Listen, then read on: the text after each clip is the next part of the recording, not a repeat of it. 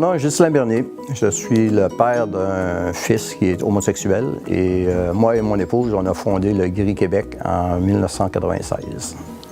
Quand on a appris à notre fils qui était gay, parce que c'est nous autres qui lui a dit, là j'étais un peu inquiète parce qu'il n'y avait pas aucune ressource ici à Québec. Fait que là, moi, je pensais partir par la main avec mon fils et aller dans les écoles démystifier l'homosexualité parce que, tout comme bonne maman, j'étais inquiète de ce qui pouvait lui arriver, étant donné que l'homosexualité, c'était pas vraiment parlé. Moi, j'avais peur qu'il se fasse battre parce que c'est ce qu'on entendait, tu sais. Fait que là, c'est là que j'ai dit, il va falloir faire quelque chose, sensibiliser le monde. Puis là, c'est là que je me suis dit, on va aller dans les écoles. Puis... Nous autres, on voulait que la pression sociale tombe. C'était pas pour mon gars que je faisais ça nécessairement, c'était pour l'ensemble. Moi, je dis toujours que le gris, c'est une petite affaire qui a poussé en dedans, mais ça a impliqué beaucoup de monde. Ça vient dire à tout le monde une image positive. C'est à tous les niveaux, c'est pas juste dans les écoles. Mais il faut parler aux étudiants.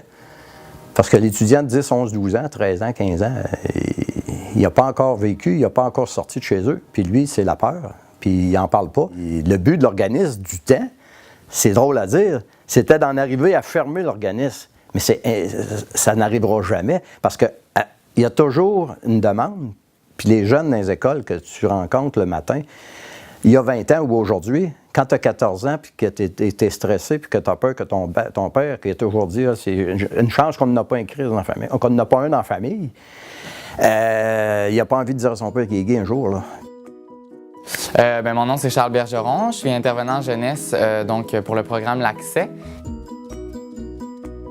En fait, les jeunes viennent à l'Accès parce que c'est un milieu où ils peuvent être avec d'autres gens qui sont comme eux, qui vivent les mêmes réalités qu'eux. C'est des jeunes qui sont surtout issus de la communauté LGBT. Ils viennent chercher quelque chose qu'ils n'ont pas nécessairement dans leur milieu familial, dans leur milieu scolaire. On a des jeunes qui ont des difficultés scolaires, veut pas, que les relations sociales à l'école, c'est pas facile. Fait qu'en venant à l'Accès au moins 2 fois par semaine, ça leur permet d'avoir cette espèce de petit plus-là qui est si important dans le développement d'une personne, les interactions sociales, l'appartenance à un milieu, c'est vraiment important, surtout à leur âge.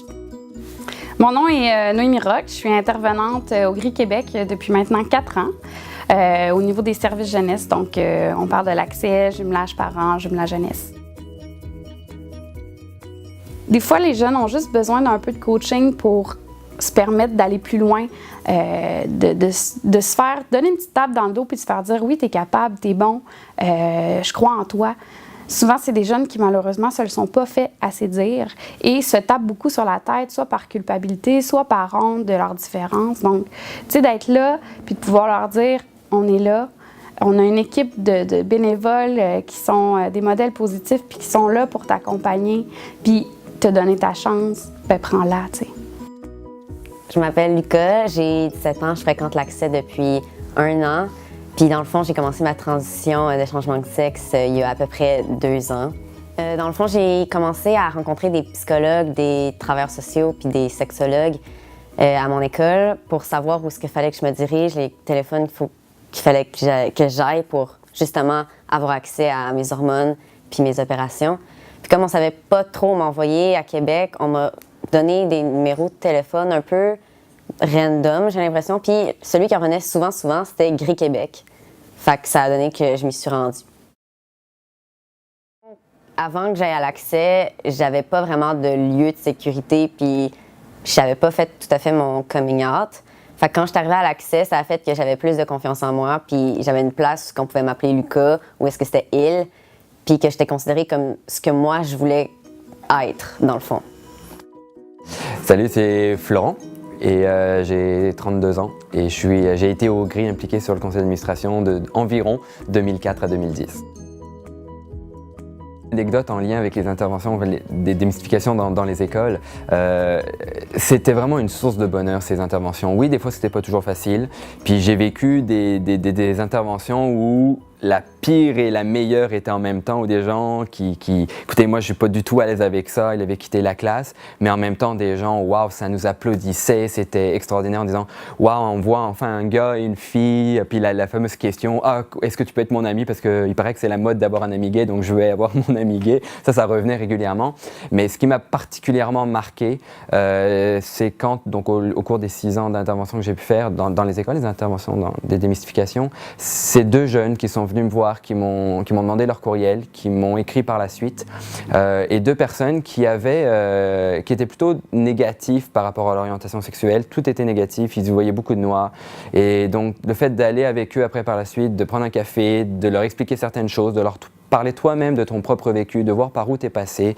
Et bref, je dirais sans dire trop les conversations, mais de voir que ces 2 personnes-là, peut-être, auraient pu penser à quelque chose de négatif. Finalement, aujourd'hui, vont super bien, sont en pleine forme et acceptent qui elles sont, là. Pour moi, c'est mission accomplie, puis c'est extraordinaire. Je m'appelle André Papillon, je suis bénévole au GRI depuis le début des années 2000 et je fais une 40aine d'interventions par année. En fait, on travaille pour ne plus avoir de raison d'être, hein? Mais je pense quand même que c'est un but qui est, c'est pas qui est lointain, c'est qui est inatteignable. Moi, je prétends que l'homophobie, c'est normal dans le sens que si c'est différent de nous, c'est normal d'avoir des réserves, des peurs, des gens qui n'ont pas été exposés à cette réalité-là, mais souvent aussi ils s'en coupent, hein? C'est-à-dire qu'ils vont être moins ouverts à ces expériences-là, donc il y a une espèce de boucle qui se crée de cette façon-là. Alors, si on regarde la moyenne générale, je pense qu'on est rendu au Québec, bien sûr, en 2017, à un moment où je pense que la grande majorité des gens acceptent qu'il y a des personnes homosexuelles puis que c'est des personnes comme les autres, mais c'est pas partout pareil, je pense. Alors, même si on travaille pour une minorité qui est de plus en plus petite, je pense que c'est toujours d'actualité. Puis je pense aussi que même pour ceux qui n'ont pas mal à accepter que les personnes n'aient pas tous la même orientation sexuelle. Même chez les personnes qui acceptent, il y a parfois de la méconnaissance ou des mythes qui perdurent. Alors, c'est bien d'en parler ouvertement, même pour ceux qui sont ouverts à ça.